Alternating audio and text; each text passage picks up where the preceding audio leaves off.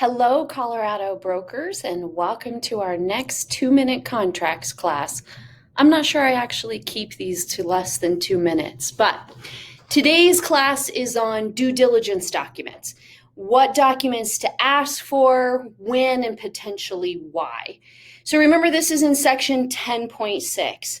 So before we go into those specific documents, I want to be sure that we all remember section 3.2 in our purchase contracts, which says that if you leave a date or a deadline blank, the corresponding provision is deleted. So be sure if you're asking for any due diligence documents that you put deadlines in there. Because if you ask for documents but you leave the deadlines off, you're going to have ambiguity in your contract. So first step, be sure that you put the dates and deadlines in. Before I get into the list, I always want to make sure that I address that this list may not include any specifics that the client has asked for, or maybe specifics of anything that you've read in the agent confidential remarks, or even on the MLS, or maybe even the public remarks. Anything that triggers that you need to ask more documentation about that, this list would not include that. So of course you always need to keep that in the back of your mind. If the client, the buyer, or if the listing broker or the seller have disclosed anything in the MLS or anything like that, that you've triggered knowing that there's some sort of documentation that you need to ask for. Of course, because we're going to talk about inspections and seller's property disclosures in here, be sure that you are still telling your buyers that they need to have their own inspection. They always need to get their own inspection done. If I have a buyer who waives inspections completely, doesn't even have it done, now whether or not they're objecting to something is a completely different thing. But if they're not even having an inspection completed, I typically get something in writing from them that they acknowledge that I've warned them that that's probably not a great idea. So here is the list, and I am happy to email this list to you if you'd like a copy. If you want to save it, feel free to shoot me an email, and I'm happy to share that with you, like everything else I share with you guys. So is there any area-specific known hazardous conditions? For example, in my area, in Mesa County, I know this is also true in the Durango area, we want to be sure to ask for mill tailings reports. So what in your area is maybe a known in that geographic area hazardous condition that you're going to need to get more documentation around? It's another really good argument for geographic competence. If there's anything that's a cost sharing item, for example, a shared driveway, you're going to want to get the documentation on that. And remember, one of the primary reasons for the due diligence documents is for the buyer to have the right to object and potentially resolve or even terminate if any of these things are something that they are not comfortable moving forward with on the transaction. Okay, so cost sharing, an example of that would maybe be a shared driveway. If there's any ownership issues, maybe in the agent confidential remarks, it said that it's currently going through probate, something like that. Maybe you're going to need documentation on that.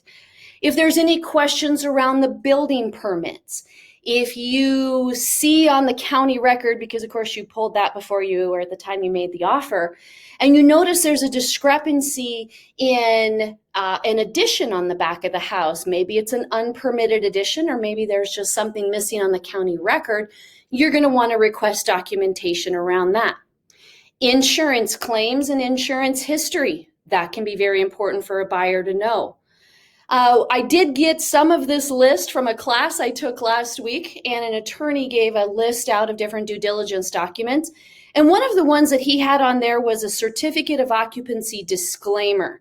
If any of you are familiar with what that disclaimer is, I would love to hear more about that.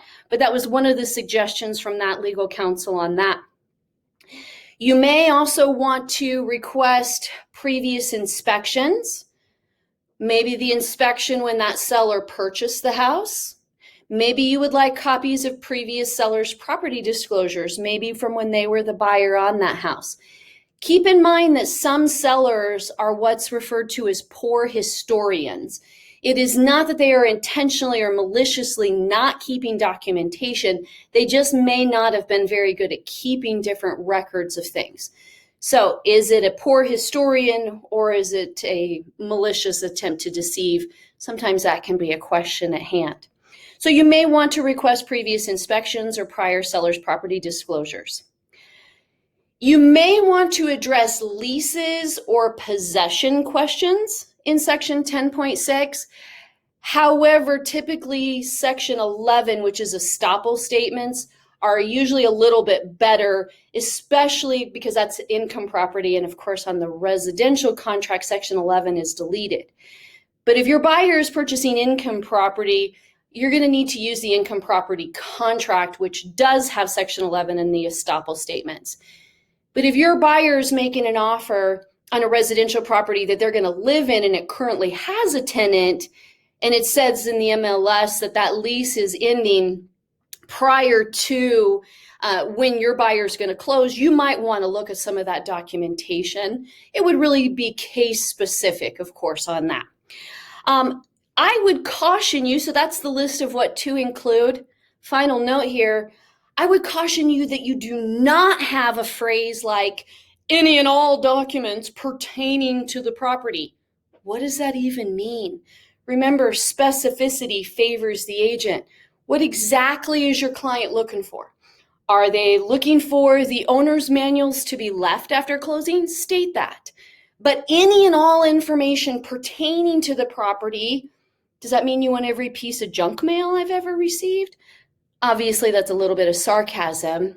So hopefully that list helped you. Feel free to shoot me an email if you'd like a printed copy of that list, or if you have anything to add to my list, I would love to hear from you as well. Have a great day.